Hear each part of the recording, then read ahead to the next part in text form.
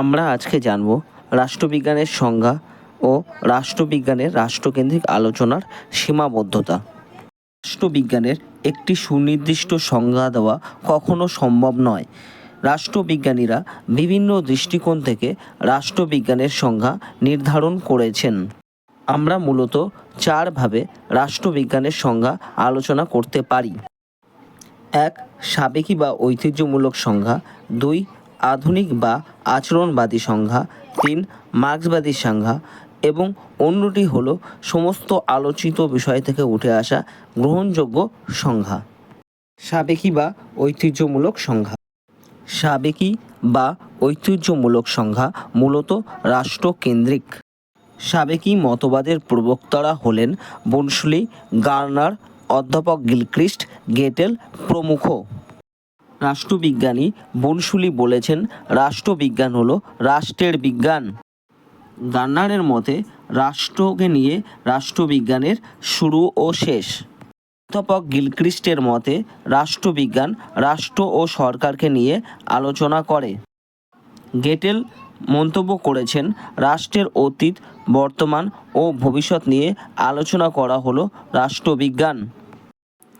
আধুনিক বা আচরণবাদী সংজ্ঞা। আধুনিক রাষ্ট্রবিজ্ঞানীরা বিংশ শতাব্দীর শেষ দিকে রাষ্ট্রবিজ্ঞানের রাষ্ট্রকেন্দ্রিক আলোচনাকে নাকচ করে দিয়ে ব্যক্তি বা গোষ্ঠীর আচরণকে সর্বাধিক গুরুত্ব দিয়েছেন। আচরণবাদী রাষ্ট্রবিজ্ঞানীরা হলেন ডেভিড স্টন, রবার্ট ডাল, ল্যাসওয়েল, অ্যালান বল প্রমুখ। ডেভিড স্টন বলেছেন, মূল্যের কর্তৃত্বমূলক বণ্টন নিয়ে আলোচনা করা হলো রাষ্ট্রবিজ্ঞান। রবার্ট ডাল ও ল্যাসওয়েলে রাজনৈতিক ক্ষমতাকে রাষ্ট্রবিজ্ঞানের বিষয়বস্তু করতে চেয়েছিলেন। ল্যাসওয়েলে বলেছেন, সমাজের প্রভাব ও প্রভাবশালীদের নিয়ে আলোচনা ও বিশ্লেষণ করা হলো রাষ্ট্রবিজ্ঞান। অ্যালান বল নির্বাচনী আচরণ, রাজনীতিতে সামরিক বাহিনীর হস্তক্ষেপ, রাজনৈতিক মতাদর্শতা, ধ্যান ধারণা, দল সংযোগ সাধন প্রভৃতিকে রাষ্ট্রবিজ্ঞানের অন্তর্ভুক্ত করেছেন। তিনি বলেছেন, রাষ্ট্রবিজ্ঞান হলো সমাজভুক্ত ব্যক্তিদের বিরোধ ও বিরাদের মীমাংসা নিয়ে আলোচনা করে। মার্ক্সবাদী সংজ্ঞা।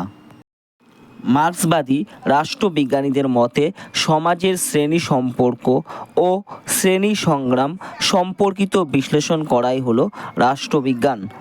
মার্ক্সীয় দৃষ্টিভঙ্গিতে রাষ্ট্রবিজ্ঞানের আলোচনাকে সমাজের অর্থনীতি থেকে বিচ্ছিন্ন করলে তা অসম্পূর্ণ বলে বিবেচিত হবে। অর্থনীতি নিরপেক্ষ রাজনীতির আলোচনা বিজ্ঞানসম্মত নয় বলে মার্ক্সবাদীরা দাবি করেন।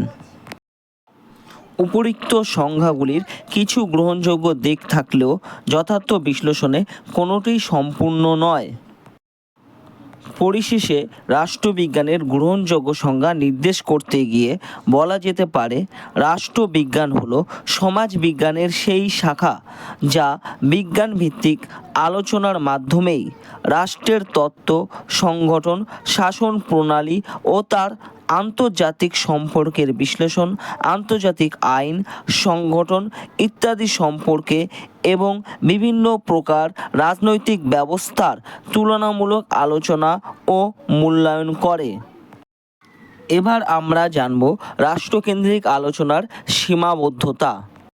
আধুনিক রাষ্ট্রবিজ্ঞানীরা রাষ্ট্রকেন্দ্রিক আলোচনার তীব্র সমালোচনা করেন।